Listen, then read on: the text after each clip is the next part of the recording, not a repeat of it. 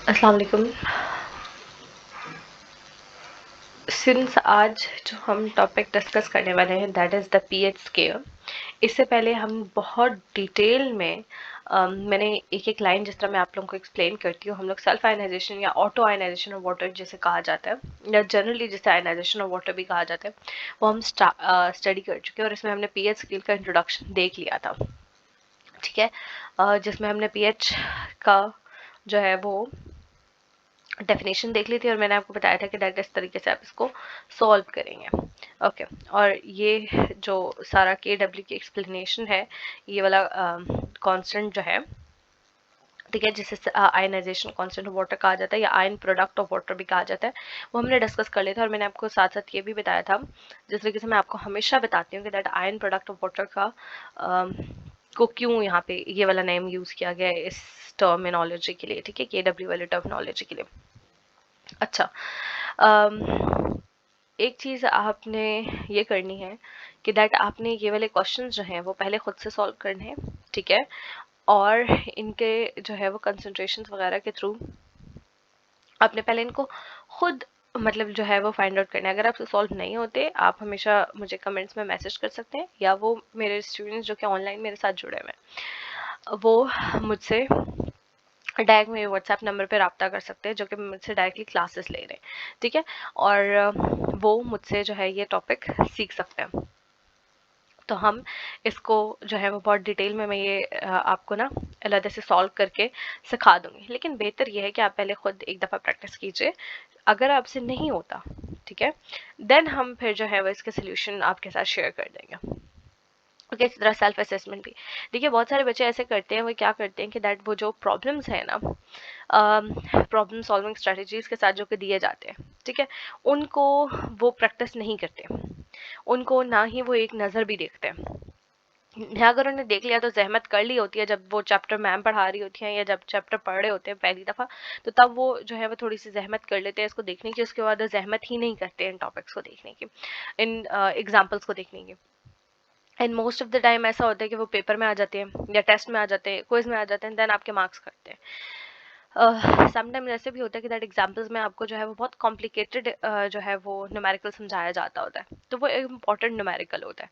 Sometimes हो सकता है कि वो इजी हो, लेकिन क्या है, टीचर के पॉइंट ऑफ व्यू से आप उसको तैयार कर लिया करें, ठीक है। आपको ये सब चीज़ें मैं इससे बता रही हूँ क्योंकि आप लोगों में से कोई ये सोच सकता होगा कि भाई बहुत मतलब मैं एक्सटेंड कर देती हूँ, लंबा कर देती हूँ, ठीक है, लेकिन बात यह है कि आपको ये सब चीज़ें बताना इस वजह से ज़रूरी है ताकि आप जो है ये चीज़ें ना आपको याद रहें, और टाइम टू टाइम आपको साथ हेल्प आउट करने का ये रीज़न भी है कि आपकी मैं फाइनल पेपर्स के लिए तैयारी करवा रही हूँ, ठीक है। तो फाइनल पेपर्स के लिए तैयारी करवाना जो मेरा मकसद है वो फिर ऐसे ही फुलफिल होगा कि मैं जो जो चीज़ आपको पढ़ा रही हूँ उसको आपको मैं पेपर पॉइंट ऑफ व्यू से बताऊँ कि अच्छा ये चीज़ इंपॉर्टेंट है, इसको ऐसे करो, इसको ऐसे करो, ठीक है। तो वो स्टूडेंट्स जो कि अपने आप को मतलब लाइक इस लेवल पे समझते हैं कि भाई उनके लिए इन्फॉर्मेशन यूजफुल नहीं है, वो वीडियो को स्किप करके आगे शिफ्ट कर सकते हैं, ठीक है, और मेन टॉपिक की तरफ आ सकते हैं। लेकिन जो कि वाकई हेल्प लेना चाहते हैं मुझसे और जो कि वाकई ये समझते हैं कि दैट मैं उनकी हेल्प कर सकती हूँ, ठीक है, और ये टिप्स एंड ट्रिक्स उनके लिए यूजफुल साबित होंगे, वो फिर जो है वो वीडियो को ना शुरू से लेकर आखिर तक ज़रूर देखा करें, क्योंकि मैं आपको साथ साथ हर इंपॉर्टेंट चीज़ जो है वो बता रही होती है, और आपने देखा होगा कि मैं कोई भी ऐसा वर्ड जो है वो नहीं छोड़ती जो कि मैं आपको एक्सप्लेन ना कर रही हूँ, ठीक है। तो अभी हम आ जाते हैं ज़रा इसकी तरफ। तो सबसे पहले हमारे पास क्या है, the pH scale. Chemists use a number scale from 0 to 1 to describe the concentration of the hydrogen ions in a solution. क्या है कि pH, हमने कल पढ़ा था कि pH is basically the negative logarithm of the molar concentration of the hydrogen ions. H लिखा होगा तो इसका मतलब क्या है कि हाइड्रोजन आयंस की कंसंट्रेशन की हम लोग नेगेटिव लॉगरिदम ले रहे हैं, ठीक है। अगर POH लिखा होगा, ठीक है, POH लिखा होगा तो यहाँ पे हम लोग जो नेगेटिव लॉगरिदम है, नेगेटिव एल्गोरिदम है ऑफ द हाइड्रोक्साइड आयंस जो है वो ले रहे होंगे इन द एक्वस सोल्यूशन। तो अब चूंकि यहाँ पर पीएच स्केल की बात हो रही है तो जाहिर सी बात है हम कौन से आयंस के कंसंट्रेशन के साथ डील करेंगे, हम डील करेंगे हाइड्रोजन आयंस की कंसंट्रेशन के साथ, ठीक है। अब क्या है कि 0 से 14 तक इसका जो है वो नंबर हमारे पास होगा।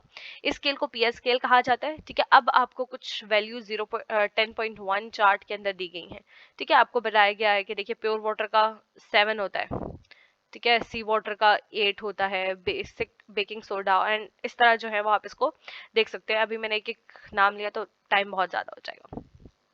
अच्छा, अब हम आ जाते हैं दैट अगर किसी भी मटेरियल आपके पास कोई भी सोल्यूशन है, कोई भी सोल्यूशन, उसका अगर आपको पीएच जो है वो 7 आ रही है तो इट मीन्स के दैट वो न्यूट्रल सोल्यूशन है, ठीक है, that is a neutral solution. अगर आपके पास लेस देन 7 है, मतलब 1 से लेकर 6.9 तक, अगर आपके पास 1 से कह लें या 0 से कह लें, ठीक है, 0 से लेकर 6.9 तक अगर आपको पीएच की वैल्यूज आ रही हैं तो it means that it is an acid. और अगर आपको 7.1 से लेकर आपको 14 तक जाता है ना, ठीक है, तो 14 तक अगर आपको वैल्यूज आ रही हैं then it is a base, ठीक है, 7.1 से लेकर 14 तक। लेकिन अगर सिर्फ 7 है, ठीक है, 7.0 है, then it means that it is a neutral solution. और जो आपका प्योर वाटर होता है, डिस्टिल्ड वाटर होता है, उसकी 7.0 जो है वो होगी, पीएच होगी, बिकॉज इट इज न्यूट्रल। अच्छा, अब हमें बस क्या है कि दैट यहाँ पर एक इंपॉर्टेंट इंफॉर्मेशन भी देख लीजिए। The optimum pH range of swimming pool is 7.2 to 7.6 because in human tears when the pH outside this range eye irritation can occur। अब क्या होगा कि दैट आप पानी में डुबकियां लगाते हो ना, ठीक है, तो क्या होगा कि अगर आपकी आईज इससे ज्यादा के जो मतलब बेसिक वाटर के साथ इंटरैक्ट करेंगी, उनका इंटरेक्शन होगा, तो क्या हो जाएगा, आपकी आंखें सुर्ख होना शुरू हो जाएंगी, उनमें इचिंग स्टार्ट हो जाएगी, उनमें इरिटेशन स्टार्ट हो जाएगी। तो इस वजह से स्विमिंग पूल का जो पीएच है वो मेंटेन किया जाता है 7.2 से 7.6 तक। देखिए अब स्विमिंग पूल में भी वाटर है, लेकिन इस वाटर के पीएच को क्या बना दिया गया है, देखिए इट इज फ्रॉम 7.2 to 7.6, मतलब 7 से ज्यादा है, तो 7 से ज्यादा होगा तो वो क्या है, बेस। तो एस जो स्विमिंग पूल के अंदर वाटर होता है वो किस नेचर का होता है, बेसिक नेचर का होता है। नाउ ये आपका एमसीक्यू भी आ सकता है कि दैट जो स्विमिंग पूल के अंदर वाटर है वो एसिडिक नेचर का है या बेसिक नेचर का है, ठीक है, ये आ सकता है। या फिर आपको जो है वो ये पीएच रेंज डिफरेंट दी जा सकती है, 7.2 to 7.6 दी जा सकती है, 7.3 to 7.6 दी जा सकती है, इस तरह से। तो आपको रेंजेस पता होनी चाहिए। अच्छा, अब आ जाते हैं डिफरेंट मेथड्स हैं for the measurement of the pH. Scientist use different methods to measure the pH of the solution. PH paper, universal indicator paper, used to measure the pH of the solution. For this purpose, pH paper is dipped in the solution. The color that develops on the pH paper is compared to the color corresponding to the non-pH chart। ठीक है, आपके पास क्या होगा, एक आपके पास जो है वो पीएच पेपर होगा, ठीक है। अब आप पीएच पेपर को जब आप डिप करते हो अपने किसी भी सोल्यूशन में, किसी भी मटेरियल के अंदर, ठीक है, तो उसके ऊपर ये डिफरेंट कलर्स डेवलप होते हैं, 0 से लेकर 14 तक 15 कलर्स डेवलप होते हैं, ठीक है। अब क्या होगा कि दैट आप उन कलर्स को उठाओगे और आप उनको कंपेयर करोगे कि भाई ये वाला रेड है, ये वाला रेड है, ये वाला रेड आया है, ये वाला ग्रीन आया है, ये वाला ग्रीन आया है, ठीक है। मुझे इन कलर्स के नाम नहीं आते एज सच कि ये कौन सा ग्रीन है और ये कौन सा ग्रीन है, तो इसे मैं सिर्फ ग्रीन ग्रीन के नाम ले रही हूँ, ओके। तो अब इनमें से कौन सा कलर है, जब आप उसके साथ कंपेयर कर लेते हो ना, तो आपको पता चल जाता है कि भाई अच्छा मेरे जो वो है इंडिकेटर पेपर है, यूनिवर्सल इंडिकेटर पेपर है, या जो पीएच पेपर है, उसके ऊपर अगर ये कलर आ रहा है, ठीक है, ये सपोज ये वाला ग्रीन कलर आ रहा है, तो इट मीन्स कि जो मेरा सोल्यूशन था वो क्या था, वो न्यूट्रल था, ओके। अगर ये वाला जो है वो आ रहा है तो इट मीन्स वो स्ट्रॉन्गली एसिडिक था, ठीक है। तो आप इस तरीके से पीएच जो है वो मेजर कर सकते हैं। One of the commonly used methods in chemistry laboratory is the use of the litmus paper, ठीक है। आपने बिल्कुल एसिड बेस के इंट्रोडक्शन में भी आपने पढ़ा था कि दैट एसिड्स और बेसिस क्या करते हैं, ब्लू और लिटमस पेपर पे उनका क्या इफेक्ट होता है, ठीक है, ब्लू और रेड लिटमस पेपर में। तो जनरली केमिस्ट्री लैब में जब आपको बिल्कुल इंट्रोड्यूस करवाया जाता है एसिड्स और बेसिस के साथ, तो आपको एक लिटमस पेपर दे दिया जाता है। It is used to give the general indication whether a solution is acidic or basic. अच्छा देखिए, यहाँ पर जो यूनिवर्सल इंडिकेटर पेपर है या जो पीएच पेपर है, उससे आपको कलर के थ्रू पूरी पीएच पता भी चल जाएगी कि ये वाला पर्पल है तो 14 पीएच है, ये वाला ब्लू है तो 9 पीएच है, ठीक है। लेकिन क्या है कि लिटमस पेपर से आपको कभी भी पीएच नहीं पता चलेगी, सिर्फ एक जनरल इंडिकेशन हो जाएगी एसिडिक है या बेसिक है। ठीक है, तो आपने क्या करना है, आपने डिफरेंट हेडिंग्स देनी है। जब आपने मेजरमेंट ऑफ द पीएच देना है ना, तो आप पहले हेडिंग दे दीजिएगा इस पैराग्राफ के ऊपर पीएच पेपर, और स्लैश डाल के आप यूनिवर्सल इंडिकेटर पेपर लिख दीजिएगा। ठीक है, फिर उसमें ये सारा लिख दीजिएगा। फिर उसके बाद आप सेकंड देंगे लिटमस पेपर की हेडिंग, और उसमें आप ये सारा का सारा लिखेंगे। ठीक है, लेकिन इसमें एक लाइन हाईलाइट कर दीजिएगा कि दैट इसके थ्रू, इस चार्ट के थ्रू आप जो है, या इस पीएच पेपर या यूनिवर्सल इंडिकेटर पेपर के थ्रू आप किसी भी मटेरियल की पीएच फाइंड आउट कर सकते हैं कि उसकी pH at the present time क्या है, 0 है, 1 है, 2 है, 3 है। ठीक है, ये है। लेकिन अब फिर आप लिटमस पेपर में आप ये लाइन हाईलाइट करोगे कि दैट ये सिर्फ और सिर्फ जनरल इंडिकेशन देता है कि दैट ये एसिडिक है या बेसिक है। ठीक है, अब लिटमस पेपर आपके पास दो तरह के आते हैं, दो कलर्स के आते हैं, एक रेड और एक ब्लू कलर का आता है। ठीक है, एक जो एसिड होता है वो ब्लू लिटमस पेपर के ऊपर इफेक्ट देता है, और वो ब्लू लिटमस पेपर को रेड कलर में कन्वर्ट कर देता है। जबकि जो बेस होता है वो रेड लिटमस पेपर को ब्लू में कन्वर्ट कर देता है। देखो बेस है ना, बेस से याद रखो कि वो ब्लू कलर फॉर्म करेगा, बी जो है वो क्या करेगा, बी कलर फॉर्म करेगा। ये आपके लिए ट्रिक है, मुझे भी यहाँ से याद होता है। ठीक है, कि बेस जो है वो ब्लू कलर फॉर्म करेगा, तो ब्लू कलर किसी और कलर से फॉर्म करेगा ना, तो रेड से ये फॉर्म करेगा। ठीक है, उसके बाद एक और चीज है, that are acid base indicators. They are also used to estimate the pH of the solution. Indicators are intensely coloured organic compounds. ये जो इंडिकेटर्स हैं ये खुद ही बहुत ज्यादा कलर्ड कंपाउंड्स हैं। जिस तरह रेड लिटमस पेपर है आपके पास या ब्लू लिटमस पेपर है, इसी तरह जो इंडिकेटर्स हैं वो भी कलर्ड हैं, लेकिन क्या है, ये ऑर्गेनिक कंपाउंड्स हैं। ठीक है, जो ही इनके इर्द गिर्द की पीएच जरा सी चेंज होती है, सपोज मैंने किसी सिस्टम के अंदर इंडिकेटर डाला हुआ है, ठीक है, अब मेरे सिस्टम की पीएच एसिडिक से बेसिक में कन्वर्ट होना शुरू हुई है, आहिस्ता से हल्की सी चेंज हुई है। ठीक है, तो क्या होगा कि मेरा जो इंडिकेटर है उसका कलर चेंज हो जाएगा। ठीक है, और वो इजीली जो है वो कलर चेंज जो है वो कलर चेंज के थ्रू ये शो कर देगा कि भाई पीएच चेंज हो गई है। ठीक है, तो इसके लिए हम क्या करते हैं, एक फ्यू ड्रॉप्स ऑफ इंडिकेटर्स जो हैं वो डालते हैं in the aqueous solution of the unknown pH. आपके पास कोई अननोन पीएच वाला सैंपल आता है, ठीक है, आपने उसके अंदर क्या डाले, इंडिकेटर के चंद ड्रॉप्स डाल दिए, जैसे मिथाइल ब्लू हो गया, मिथाइल ऑरेंज हो गया, या फिनोफ्थलीन वगैरह हो गया। ठीक है, आपने वो इंडिकेटर डाल दिया। ठीक है, और फिर हम जो है वो जो कलर डेवलप होता है ना इसके अंदर, सोल्यूशन के अंदर, उसके थ्रू हम फाइंड आउट कर लेते हैं कि हमारे पास जो मटेरियल है उसकी पीएच क्या है। ठीक है, क्योंकि डिफरेंट जो इंडिकेटर्स हैं वो डिफरेंट पीएच रेंजेस के अंदर ही कलर्स देते हैं स्पेसिफिक। कुछ कलरलेस हो जाते हैं एक स्पेसिफिक पीएच में, कुछ पिंक होते हैं, कुछ ऑरेंज होते हैं, कुछ रेड होते हैं। ठीक है, ये सारा कुछ आपके पास सिचुएशन होती है। अच्छा, अब जैसे देखिए आपके पास, जैसे मैं फेनोफ्थलीन की बात कर रही थी, ठीक है, ये रहा फेनोफ्थलीन थर्ड लास्ट में। तो फेनोफ्थलीन आपको जो है वो देता है कहाँ पे, आपको कलर चेंज देता है 9.0 पे ऑलमोस्ट। ठीक है, मेरी लाइन का मजाक मत उड़ाएगा, थोड़ी टेढ़ी मेढ़ी हो रही है। ओ, अच्छा, आपको ये समझ आ गया ना कि वो 9 पे दे रहा है। ठीक है, तो अब क्या है कि 9 से पहले अगर होगा, 8 अगर आएगा, तो वो कलरलेस होगा फेनोफ्थलीन। लेकिन जो ही 8 से 9 में कन्वर्ट हुआ, ये रेड कलर होना शुरू हो गया। ठीक है, और जितना आप आगे जाते जाओगे उतना ही डार्क रेड कलर होता चल जाएगा। ठीक है, इस तरह ये डिफरेंट इंडिकेटर्स हैं। आपने क्या करना है कि दैट कुछ स्पेसिफिक इंडिकेटर्स जो हैं उनके नाम, और आपने नाम देखो, आप जब यहाँ पे इंडिकेटर्स मेंशन करोगे तो आपको एग्जांपल भी लिखनी है। ठीक है, कुछ एग्जांपल्स आप लाजमी याद कर लो। फेनोफ्थलीन एक बहुत कॉमन इंडिकेटर है, जनरली पूछा जाता है, वो कर लो।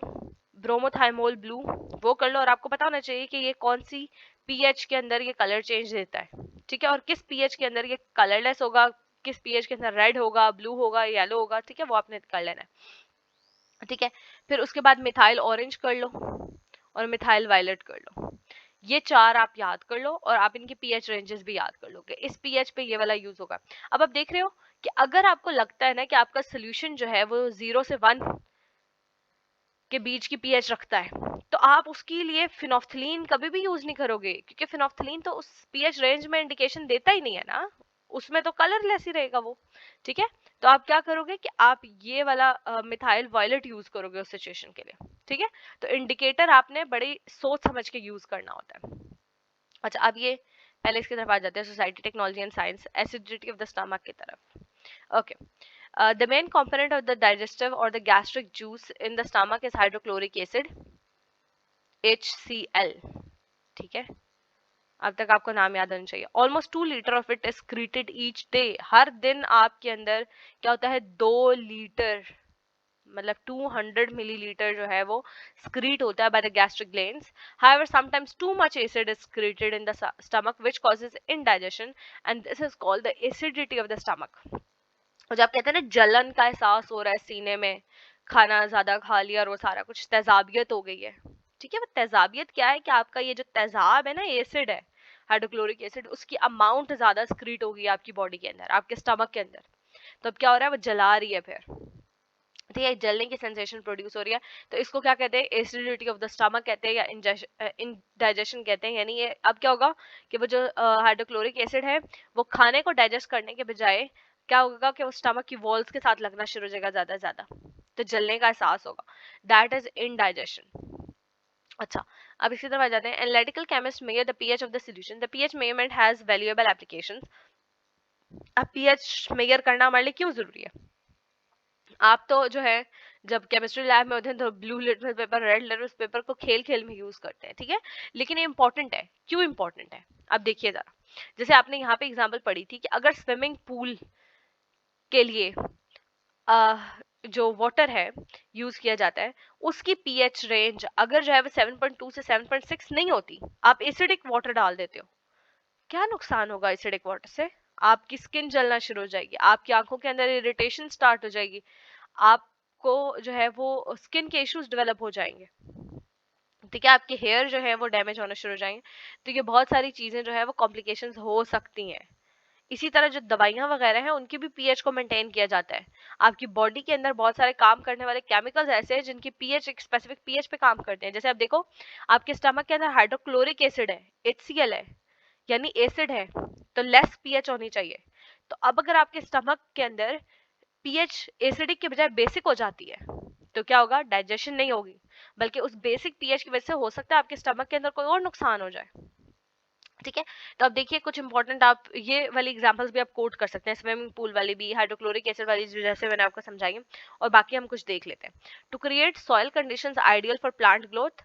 कुछ जो प्लांट्स है ना वो एसिडिक मीडियम में ग्रो करते हैं, उनको एसिडिक सॉइल चाहिए होती है। जैसे कहा जाता है कि दैट जो रोज प्लांट है, ठीक है, गुलाब का, उसको जो वो चाहिए है, इन्वायरमेंट चाहिए, वो एसिडिक चाहिए, उसको जो सॉइल है वो एसिडिक चाहिए होती है, ठीक है। इसी तरह बाकी कुछ है जिनको बेसिक चाहिए होती है। फिर इस तरह मेडिकल डायग्नोसिस के लिए भी आपको पीएच का पता होना जरूरी है। Maintaining the correct acid base balance in the swimming pools, ठीक है। इलेक्ट्रोप्लेटिंग के लिए, इलेक्ट्रोप्लेटिंग क्या है कि दैट आपके पास एक किसी भी मेटल की एक प्लेट होती है, छोटी सी पतली सी प्लेट, डजंट मीन वो वाली प्लेट जिसमें आप खाना खाते हैं, ठीक है। केमिस्ट्री के अंदर या फिजिक्स के अंदर प्लेट का मतलब होता है वो जो एक छोटी सी पतरी टाइप होता है ना, मेटल सा, लंबा सा और पतला सा, ठीक है, उसको प्लेट कहा जाता है। तो उसके ऊपर किसी और मेटल की कोटिंग कर दी जाती है, ठीक है, दैट इज इलेक्ट्रोप्लेटिंग। फिर मैन्युफैक्चरिंग ऑफ द मेडिसिन, उसके लिए भी टैप वाटर की भी एक पर्टिकुलर पीएच होनी चाहिए। अगर टैप वाटर ज्यादा, देखो अगर आप क्यों जो है वो समुंदर से निकाला हुआ पानी नहीं पी सकते, क्योंकि वो बहुत ज्यादा बेसिक होता है, उसके अंदर बहुत ज्यादा नमक मिला हुआ होता है, ठीक है, तो उसकी पीएच वो नहीं होती कि आप वो पी सको। इसी तरह वेस्ट वाटर जो आप समुद्रों वगैरह में फेंकोगे, नहरों वगैरह में फेंकोगे, उसकी भी एक पीएच होनी चाहिए ताकि वो फिशेस को ना जो है वो डैमेज कर दे, एक्वेटिक लाइफ को डैमेज ना कर दे, ठीक है। तो इस वजह से पीएच बहुत ज्यादा इंपॉर्टेंट है। अब आप देख रहे हैं कि there is a question, write the name of the 3 acid base indicators. ये वाले आप इंडिकेटर्स याद कर लें, ठीक है, ये आपको क्लियरली बताए मैं। इन इंडिकेटर्स को आपने फिंगर टिप्स पे रट लेना है, ठीक है। अच्छा, what is the colour the methyl red in the solution, ये आप फिर जो है वो ये खुद सॉल्व करेंगे क्वेश्चन, ठीक है। ओके, इस चार्ट को आपने फिल करना है, आप इंटरनेट से देख के फिल कर लीजिए, वो भी है, नहीं तो आप जो है वो अपनी मैम से बोल के या आपसे लैब में आप करवा सकते हैं, ठीक है।